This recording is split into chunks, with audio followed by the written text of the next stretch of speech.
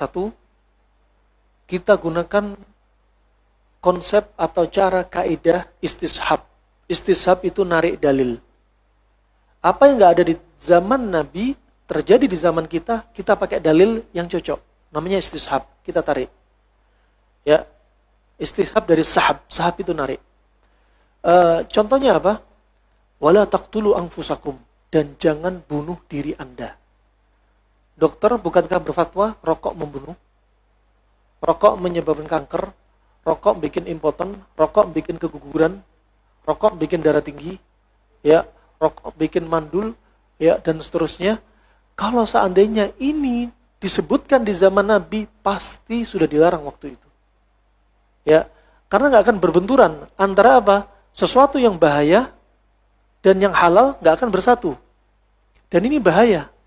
Bahaya untuk kita juga. Bahkan disebutkan dokter membunuh pelan-pelan. Berarti nggak boleh. Ya, walaupun pelan-pelan. Di tempat kita ada anak muda 17 tahun baru belajar ngerokok. Karena tinggal di tempat dingin. Ngerokok 2 bulan rutin. Sekali ngerokok langsung 2 pak, 3 pak. Hitungan 2 bulan paru-parunya sudah bocor, kebakar semua. Ya.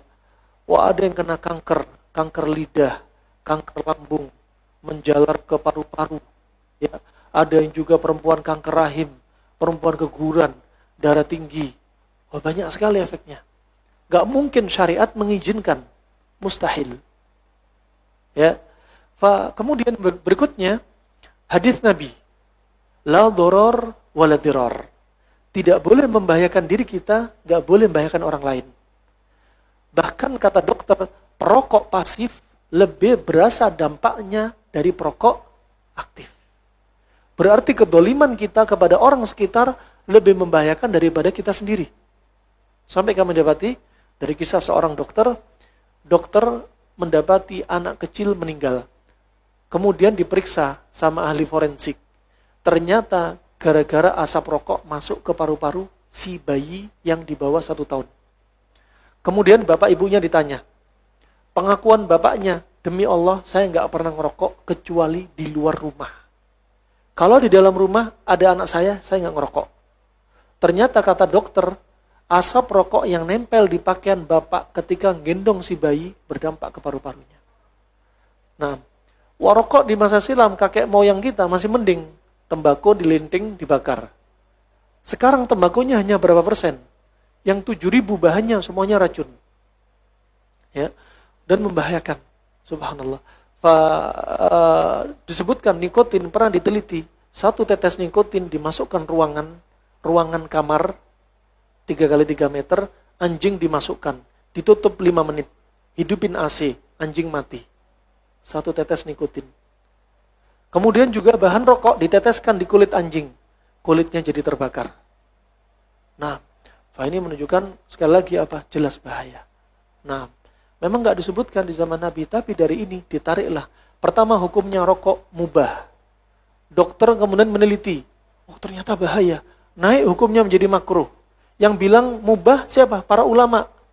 Dari apa? Pengakuan dokter. Pertama masih nggak mengapa. Setelah banyak muncul kasus, dokter baru bilang ke ulama, Pak Ustadz, Pak Yai, Gus, para alim ulama, ini rokok ternyata bikin kayak gini. Baru naik menjadi makruh. Kemudian dokter lagi bilang, nyampaikan, gak boleh rokok dijual kecuali ada tulisan di bungkus rokok. Sebenarnya pemerintah gak setuju, tapi gimana?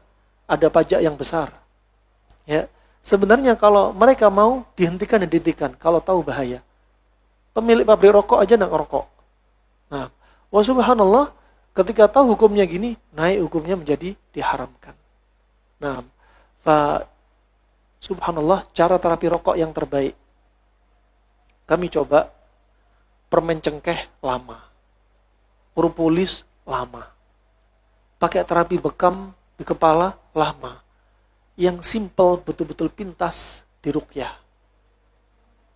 Karena orang mengatakan rokok itu gak ada lezat-lezatnya, gak ada manfaatnya.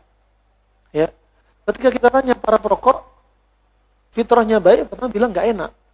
Lama-lama dia mengatakan enak karena beda sudah. Ternyata subhanallah, ketika pernah kami meruqyah beberapa orang, ya betul-betul dia orang teras atas dan pingin tobat. Ya, pertama kita sampaikan, Pak, Bapak tahu hukumnya rokok enggak? Tanpa sebut nama ya. Karena mungkin orang terkenal beliaunya. Ya, Bapak betul pengen berhenti rokok? Ya, betul rokok, pengen berhenti. Tahu hukumnya enggak? Ya, tahu sih. Bahayakan orang lain enggak? Iya sih. Kalau gitu baik enggak? Ya enggak. Kenapa ngerokok? Ya ikut teman-teman aja. Gitu. Baik. Sekarang coba Bapak lepaskan semua. Tobat sama Allah. Syaratnya tobat sebutin. Setelah itu diruqyah. Hanya sebentar. Selesai itu tentunya tobat dan ruqyah. Kemudian ngerokok. Apa kata beliau? Kok rokok rasanya pahit Ustadz? Iya. Yang bikin manis qarin, jin yang ada di tubuh Anda. Uhud Basic, good everything.